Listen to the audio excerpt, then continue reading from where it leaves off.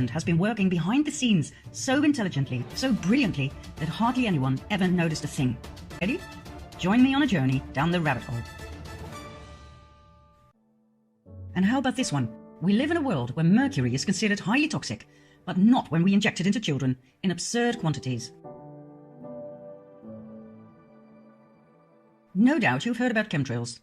Denied by our governments for a long time, but recently acknowledged and referred to as geoengineering aerosols. They are sprayed into our atmosphere to protect us from global warming.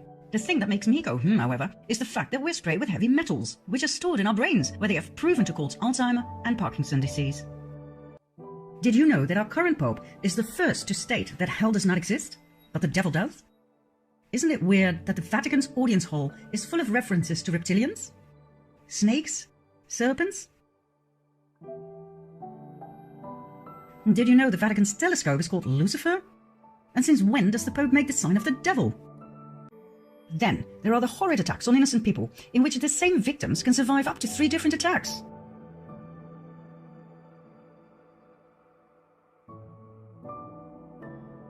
This lucky young man survived being shot in the head. All he needed was a band-aid. And thank God not all victims are people of flesh and blood.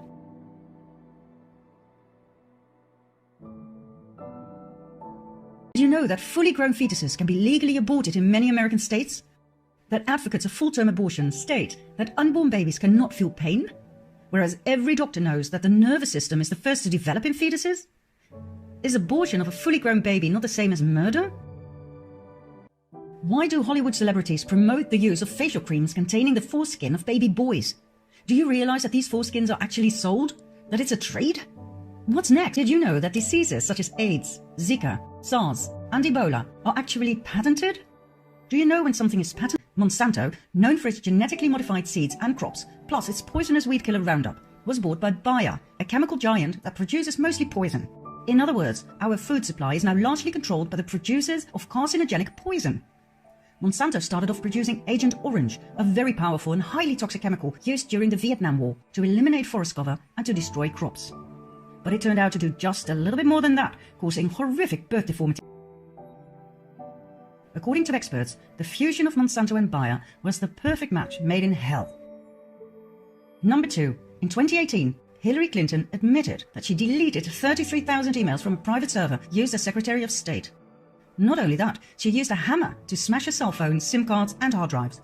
Any further evidence that could have been used against her in a court of law was destroyed by fire that conveniently started in the office of a mansion. Did she actually get away with that? And last but not least, number 1. President Obama received the 2009 Nobel Peace Prize only months after his inauguration. Why, for God's sake? He came from nowhere and had achieved nothing at the time. In the following 8 years, he invaded 7 countries and dropped a bomb every 20 minutes. Who on earth was on that Nobel background? And my fierce opposition against Trump, I decided to give him the benefit of the doubt. But how did he get elected in the first place? Just before the elections, WikiLeaks arose. Founded by Julian Assange in 2006, WikiLeaks is a giant online library of the world's most censored documents, obtained by whistleblowers at the highest level. Much information deals with war, spying, and corruption.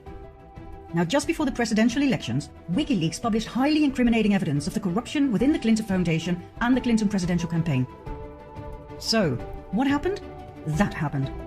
On January 20, 2017, Donald J. Trump was inaugurated as President of the United States of America. But how did WikiLeaks obtain the evidence of the Clinton corruption?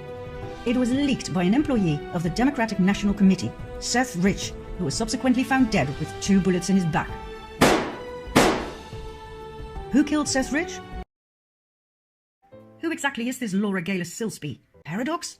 A convicted child trafficker? Yes, she was found guilty and convicted. Connected to Amber Alert, set up to rescue children? Secondly, this lady sounds to me like she had a ways to smuggle children out of the country real easy. Nice cover. Last but not least, she's a close friend of the Clintons, who immediately paid for a lawyer, Jorge Puello, who himself is a convicted pedophile. He was arrested and convicted for leading an international human trafficking ring involving women and children. All of this came out into the open thanks to WikiLeaks that published the secret emails between the Clintons and Laura Gaylor Silsby. Let's continue with Haiti some more before moving on, shall we? Haiti was put in the limelight once again with the Oxfam scandal.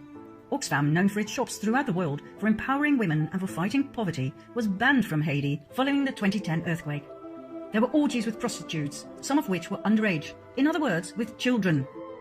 Leaked emails further confirm that $3 million were diverted from Haiti relief funds via the Clinton Foundation to pay for Chelsea's extravagant 2010 wedding.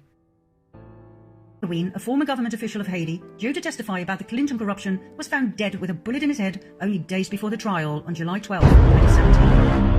Monica Peterson, the young social anthropologist who went to Haiti to investigate human trafficking on the island and who tweeted some critical thoughts about the Clinton Foundation, was found dead by hanging shortly after, in November 2016. Her death was ruled suicide. And when surgeon Dr. Dean Lorick openly vented his disgust about the corruption by the Clinton Foundation that he himself witnessed while trying to save lives on the island, he too ended up dead. In December 2017, he was found on the bathroom floor of his apartment in New York with a knife in his chest. His death too was ruled suicide. But hey, let's not dwell on the many suicides surrounding